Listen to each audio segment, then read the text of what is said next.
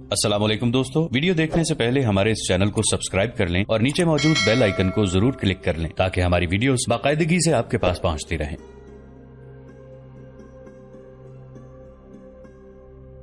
امیر المؤمنین دیکھنے لگے، کچھ دیر دیکھتے ہی رہے اور ان کے چہرے کے تاثرات میں تبدیلی آ گئی۔ پھر انہوں نے آسمان کی طرف دیکھا جیسے کہہ رہے ہوں، یا اللہ اس مخلوق کے سامنے مجھے سرخرو رکھنا۔ حضرت عمر رضی اللہ عنہ نے جب حج سے واپس آ کر مدینہ میں عراق کے محاذ پر جانے والے رضاکاروں کا ہجوم دیکھا تو انہوں نے گردن اکڑا کر کہا تھا، میں عراق میں فارسیوں کی شہنشاہی کو بالکل ختم کر کے دم لوں گا۔ اب ہم سرار چلتے ہیں جہاں مجاہدین کا لشکر رکا ہوا ہے۔ حضرت عمر رضی اللہ عنہ ابھی بیٹھے ہی ہیں کہ رسول اللہ صلی اللہ علیہ وآلہ وسلم کے داماد حضرت عثمان رضی اللہ عنہ بن عفان ان کے پاس آ کر بیٹھ جاتے ہیں۔ یا امیر المؤمنین، عثمان رضی اللہ عنہ بن عفان نے کہا، میں سارے لشکر میں گھوم پھر آیا ہوں، کسی کو معلوم نہیں کہ لشکر کے امیر اور سپہ سالار آپ خود ہیں۔ سب کا خیال ہے کہ آپ یہاں سے واپس چلے جائیں گے، یہ تو سب کو معلوم ہونا چاہیے۔ حضرت عمر رضی اللہ عنہ نے کہا، اس لشکر میں قبیلوں کے سردار، شاعر اور خطیب بھی ہیں، میں سب کے مشورے اور اجازت کے بغیر سپہ سالار نہ بنوں تو اچھا ہے۔ نماز کا وقت ہو رہا ہے، اذان دو اور ہر فرد و بشر نماز کے لیے آئے۔ لشکر کی قیادت کا فیصلہ نماز کے بعد ہوگا۔ تمام تر لشکر نے باجماعت نماز پڑھی۔ امامت حضرت عمر رضی اللہ عنہ نے کی۔ نماز کے بعد حضرت عمر رضی اللہ عنہ اٹھے اور لشکر سے پوچھا کہ ان کا سپہ سالار کون ہونا چاہیے۔ عمر ابن الخطاب، لشکر میں بہت سی آوازیں اٹھیں، امیر المومنین خود سپہ سالار بن کر ہمارے ساتھ چلیں۔ کئی آوازیں اٹھیں، پھر کچھ دیر تک لشکر عمر ابن الخطاب، امیر المؤمنین خود چلیں، سپہ سالار عمر بن خطاب کی آوازوں سے گونجتا رہا۔ مجاہدین اسلام حضرت عمر رضی اللہ عنہ نے بڑی بلند آواز سے کہا، میری اپنی خواہش یہی ہے، لیکن یہاں ایسے لوگ بھی موجود ہیں جو مجھ سے زیادہ بہتر فیصلہ کر سکتے ہیں۔ میں ان کے مشورے کے بغیر کوئی فیصلہ نہیں کروں گا کہ سپہ سالار کون ہوگا۔ ان رضاکاروں میں چند ایک صحابہ کرام بھی تھے۔ حضرت عمر رضی اللہ عنہ نے انہیں مشاورت کے لیے روک لیا۔ میرے رفیقو، حضرت عمر رضی اللہ عنہ نے کہا، میں لشکر کے سامنے اپنی اس خواہش کا اظہار کر چکا ہوں کہ اس لشکر کی قیادت میں ہی کروں، لیکن مشورے کے بغیر اپنے آپ کو تم پر صرف اس لیے مسلط نہیں کروں گا کہ میں خلیفہ ہوں۔ مجھے بتاؤ کہ میں کیا کروں۔ آپ مدینہ تشریف لے جائیں امیر المؤمنین، ایک صحابی عبد الرحمن رضی اللہ عنہ ابن عوف نے کہا، اور سپہ سالار کسی صحابی کو مقرر کریں۔ عبد الرحمن رضی اللہ عنہ بن عوف نے جو استدلال پیش کیا وہ تاریخ میں محفوظ ہے۔ انہوں نے کہا، میدان جنگ میں ہمارے لشکروں کا فیصلہ خداوند تعالیٰ کے ہاتھ میں رہا ہے اور یہ فیصلے خدا کے ہی ہاتھ میں رہیں گے۔ فتح بھی ہو سکتی ہے، شکست بھی۔ اگر اس لشکر کے سپہ سالار آپ ہوئے اور ہمیں شکست ہو گئی تو یہ ہزیمت ناقابل برداشت ہوگی۔ اگر آپ کے بغیر ہم شکست کھا گئے تو آپ مدینہ سے مدد بھیج سکیں گے۔ اگر آپ سپہ سالار ہوئے اور شہید ہو گئے تو کوئی اللہ کی تکبیر پڑھنے والا رہے گا، نہ کوئی لا الہ الا اللہ کی شہادت دینے والا رہے گا۔ عبد الرحمن رضی اللہ عنہ بن عوف نے بات مختصر کی تھی، مگر وہ بہت کچھ کہہ گئے تھے۔ وہ کہنا یہ چاہتے تھے کہ حضرت عمر رضی اللہ عنہ میں شخصیت کی جو عظمت، کردار کی جو بلندی، عزم کی جو پختگی اور انتظامی امور کی جو اہلیت ہے وہ کسی اور میں کم ہی نظر آتی ہے۔ حضرت عمر رضی اللہ عنہ کے خیالات انقلابی تھے۔ عبد الرحمن رضی اللہ عنہ بن عوف کی دلیل کو صحابہ کرام جو وہاں موجود تھے سمجھ گئے۔ سب نے تائید کی، لیکن یہ بھی کہا کہ سپہ سالار کوئی صحابی ہونے چاہیے۔ میں تمہارے فیصلے کا پابند رہوں گا، حضرت عمر رضی اللہ عنہ نے کہا، لیکن جس جنگ کے لیے ہم جا رہے ہیں وہ ان جنگوں سے بہت ہی زیادہ خوفناک ہوگی جو ہم نے آج تک لڑی ہیں۔ صحابیوں سے صرف دو پر میری نظر جاتی ہے، لیکن دونوں شام کے محاذ پر رومیوں سے لڑے ہیں، خالد بن ولید اور ابو عبیدہ۔ حضرت عمر رضی اللہ عنہ نے حضرت علی رضی اللہ عنہ کی طرف دیکھا۔ علامہ شبلی نعمانی نے کچھ حوالے دے کر لکھا ہے کہ حضرت عمر رضی اللہ عنہ نے حضرت علی رضی اللہ عنہ سے کہا کہ اس لشکر کے ساتھ سپہ سالار کی حیثیت سے جائیں، لیکن حضرت علی رضی اللہ عنہ نے انکار کر دیا۔ کسی بھی مورخ نے اس انکار کی وجہ نہیں لکھی۔ ابھی مختلف نام پیش ہو ہی رہے تھے کہ دور سے دوڑتے گھوڑے کے ٹاپ سنائی دیے۔ گھوڑا ادھر ہی آ رہا تھا۔ قریب آ کر گھوڑا رکا، سوار کود کر اترا اور دوڑ کر حضرت عمر رضی اللہ عنہ کی محفل میں آیا۔ السلام علیکم یا امیر المؤمنین، سوار نے کہا اور ایک تحریری پیغام حضرت عمر رضی اللہ عنہ کو دیتے ہوئے کہا، الحمدللہ آپ یہیں مل گئے، سعد رضی اللہ عنہ بن ابی وقاص کا پیغام لایا ہوں۔ انہوں نے کہا تھا کہ امیر المؤمنین سرار کے چشمے پر مل جائیں گے، اللہ تجھے سلامت رکھے۔ حضرت عمر رضی اللہ عنہ نے کہا، تو بہت ہی تیز آیا ہے، بیٹھ جا۔ سعد کہاں ہے؟ نجد میں، سوار نے جواب دیا۔ حضرت عمر رضی اللہ عنہ نے سعد رضی اللہ عنہ بن ابی وقاص کا پیغام پڑھ کر سب کو سنایا۔ انہوں نے لکھا تھا، بسم اللہ الرحمن الرحیم، امیر المؤمنین عمر رضی اللہ عنہ ابن الخطاب کے نام 3000 آدمی بھیج چکا ہوں، جن میں زیادہ تعداد سواروں کی ہے۔ یہ آپ کے ساتھ جا رہے ہیں۔ میں نے 1000 مزید سوار تیار کیے ہیں جو جانباز، عقلمند اور بہت ہی بہادر اور نڈر ہیں۔ ان کا انتظار کر کے آگے بڑھیں۔ ہمیں سپہ سالار مل گیا۔ عبد الرحمن رضی اللہ عنہ بن عوف نے بےتابی سے نعرہ لگایا۔ کون؟ حضرت عمر رضی اللہ عنہ نے پوچھا۔ کچھار کا شیر، عبد الرحمن بن عوف رضی اللہ عنہ نے کہا۔ سعد بن ابی وقاص، یہ تاریخی گفتگو ہے جس کا ایک ایک لفظ تاریخ کے دامن میں محفوظ ہے۔ مورخ ابن خلقان نے لکھا ہے کہ حضرت عمر رضی اللہ عنہ نے سعد رضی اللہ عنہ بن ابی وقاص کا نام سنا تو سوچ میں پڑ گئے اور کچھ دیر خاموش رہے۔ خاموشی کی وجہ یہ تھی کہ سعد رضی اللہ عنہ بن ابی وقاص کی شجاعت اور بے خوفی میں کسی کو شک نہ تھا، لیکن جہاں تک میدان جنگ میں جنگی تدبیروں اور قیادت کا تعلق تھا، حضرت عمر رضی اللہ عنہ مطمئن نہیں تھے۔ لیکن وہاں جتنے صحابہ کرام موجود تھے ان سب نے عبد الرحمن رضی اللہ عنہ بن عوف کی پرزور تائید کی۔ وہاں چند اور صاحب الرائے شخصیتیں بھی موجود تھیں، ان سب نے سعد رضی اللہ عنہ بن ابی وقاص کے حق میں رائے دی۔ فوراً واپس نجد جاؤ۔ حضرت عمر رضی اللہ عنہ نے سعد رضی اللہ عنہ بن ابی وقاص کے قاصد سے کہا، تمہارا گھوڑا تھکا ہوا ہے، کوئی مضبوط گھوڑا لے جاؤ اور سعد سے کہو کہ فوراً یہاں آ جاؤ، اپنے 1000 سوار ساتھ لیتے جانا۔ سعد رضی اللہ عنہ بن ابی وقاص کے حوالے سے کچھ تعارفی باتیں ہو جائیں تو بے محل نہ ہوں گی۔ سعد رضی اللہ عنہ صحابی ہی نہیں تھے بلکہ رسول اللہ صلی اللہ علیہ وآلہ وسلم کے ماموں بھی تھے۔ وہ قریش کے ابتدائی مسلمانوں میں سے تھے۔ انہوں نے 17 سال کی عمر میں اسلام قبول کیا تھا۔ سعد رضی اللہ عنہ کہا کرتے تھے، میں نے اس وقت اسلام قبول کیا تھا جب اللہ نے ابھی نماز فرض نہیں کی تھی۔ مجھ سے پہلے کوئی اور مسلمان نہیں ہوا تھا، صرف ایک آدمی اس روز مسلمان ہوا تھا جس روز میں نے اسلام قبول کیا تھا۔ ایک دن ایسا بھی تھا جس دن میں تیسرا مسلمان تھا۔ دراصل مردوں میں سب سے پہلے حضرت ابو بکر رضی اللہ عنہ نے اسلام قبول کیا تھا اور خواتین میں حضرت خدیجہ رضی اللہ عنہا نے۔ سعد رضی اللہ عنہ بن ابی وقاص کا مطلب غالباً یہ تھا کہ نوجوانوں میں سب سے پہلے انہوں نے اسلام قبول کیا تھا۔ سعد رضی اللہ عنہ بن ابی وقاص کی بیٹی عائشہ نے ان کا حلیہ اس طرح بیان کیا تھا، میرے والد کا قد چھوٹا، جسم دوہرا، ہاتھوں کی انگلیاں مضبوط اور ان پر بال زیادہ تھے، سر، داڑھی اور مونچھوں کو خضاب لگایا کرتے تھے۔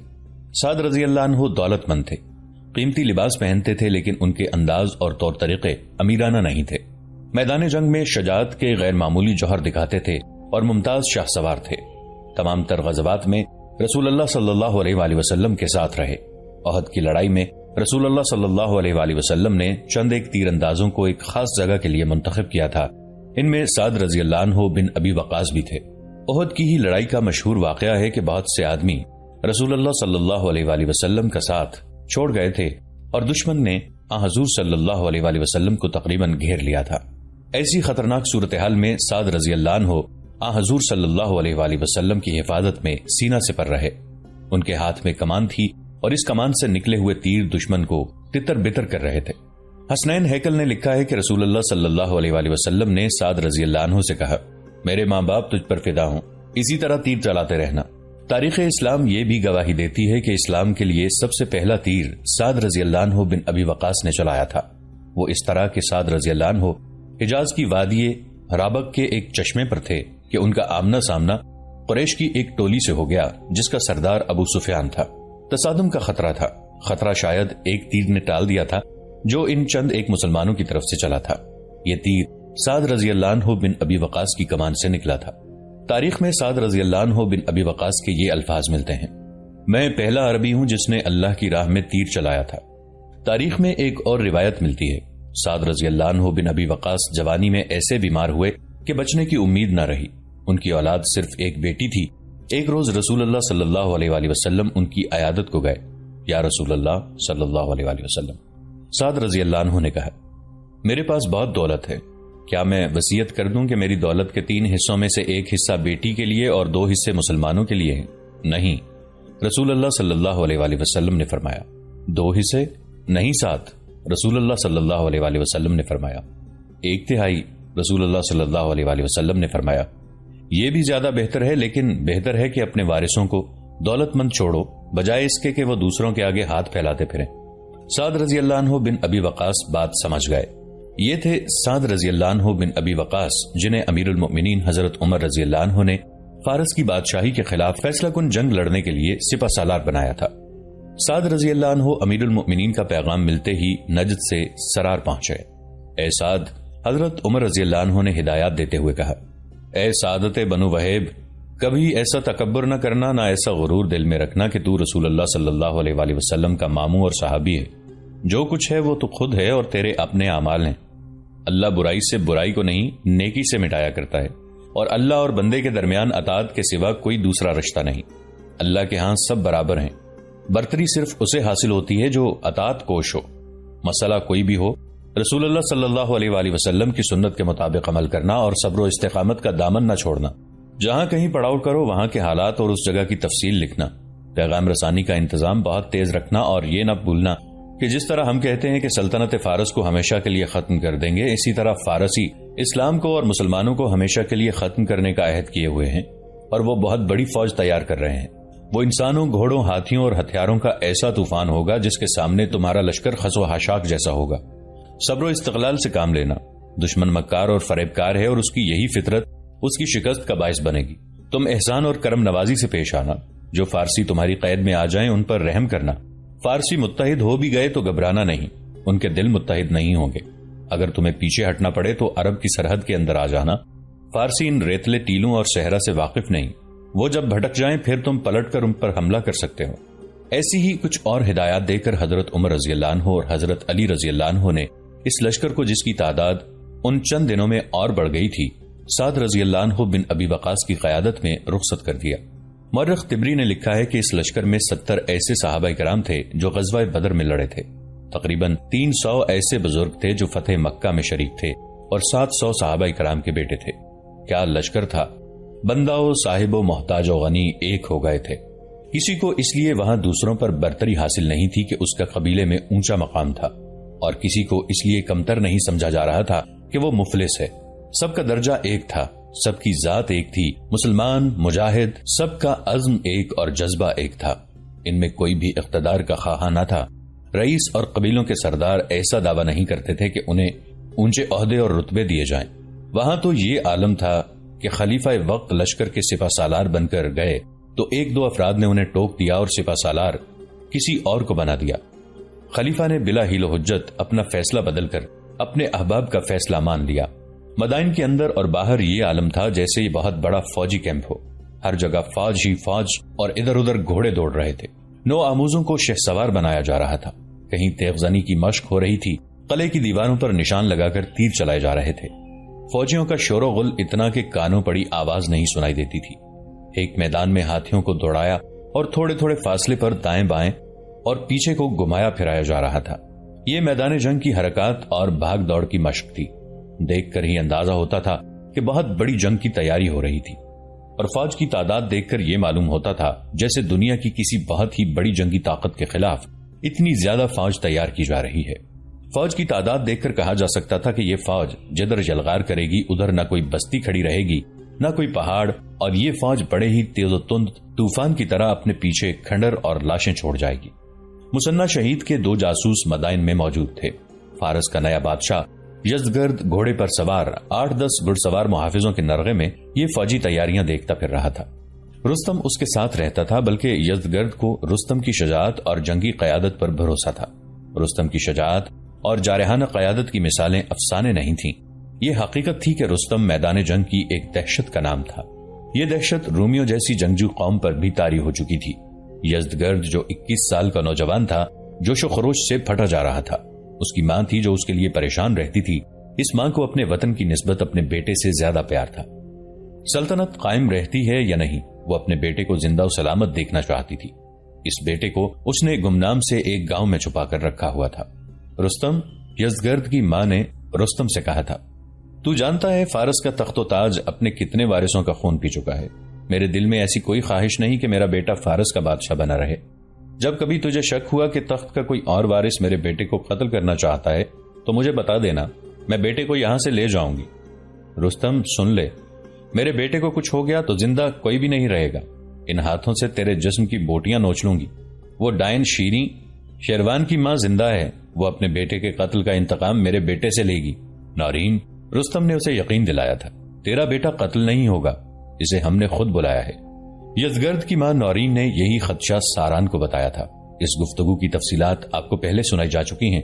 اب جب فوج تیار ہو رہی تھی، ایک روز یزگرد مدائن سے باہر گھوڑے پر سوار نوآموز نوجوانوں کو ٹریننگ دیتا پھر رہا تھا۔ اس کی ماں قلعے کی دیوار پر کھڑی اسے دیکھ رہی تھی۔ نورین، اسے اپنے قریب آواز سنائی دی۔ او، نورین نے دیکھا اور چونک کر کہا، ساران، اچھا ہوا تم آ گئے، میرا دل گھبرا رہا تھا۔ وہ دیکھو میرا بیٹا اپنی فوج کو دیکھ رہا ہے، یہ میری نظروں سے اوجھل ہوتا ہے تو میرے دل کو کچھ ہونے لگتا ہے۔ تمہارے دل کو کچھ نہیں ہونا چاہیے نورین، ساران نے کہا، اس کی سلامتی کی ذمہ داری میری ہے۔ ایک تو اس کے ساتھ اپنے محافظ ہیں، 2 محافظ میں نے اس کے ساتھ لگائے ہوئے ہیں جو کسی کو نظر نہیں آتے، نظر آئیں بھی تو انہیں کوئی نہیں جانتا۔ کیا مجھے رستم پر اعتبار کرنا چاہیے؟ نورین نے پوچھا۔ ہاں، ساران نے جواب دیا، تمہیں رستم پر اعتبار کرنا چاہیے، یزگرد کو بھی اس پر اعتبار ہے۔ جس رستم پر یزگرد اور ساران کو اعتبار تھا، وہ ایک روز مدائن سے تھوڑی ہی دور ایک بستی میں ذرا الگ تھلگ ایک مکان کے اندر بیٹھا تھا۔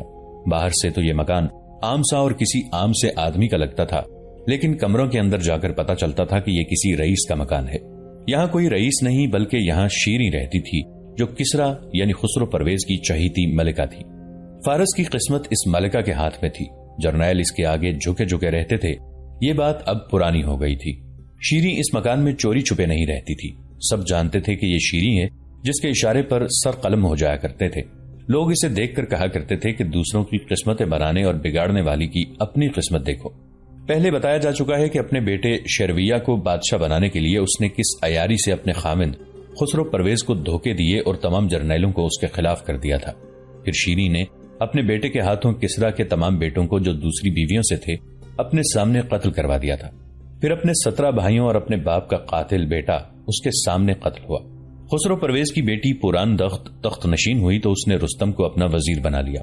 رستم ہی افواج کا کمانڈر ان چیف تھا اور وہ تمام تر اختیارات جو بادشاہ کو حاصل ہوتے ہیں وہ پوران نے رستم کو دے دیے، اور پوران نے عورت کی حیثیت سے اپنا آپ بھی رستم کے حوالے کر دیا تھا۔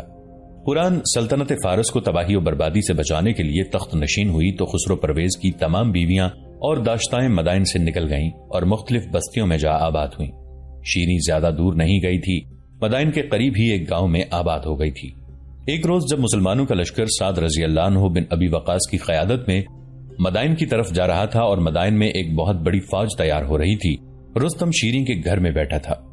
وہ بادشاہ قسم کا کمانڈر تھا، جہاں چاہتا جس وقت چاہتا جا سکتا تھا۔ شیریں کے پاس وہ پہلی بار نہیں آیا تھا۔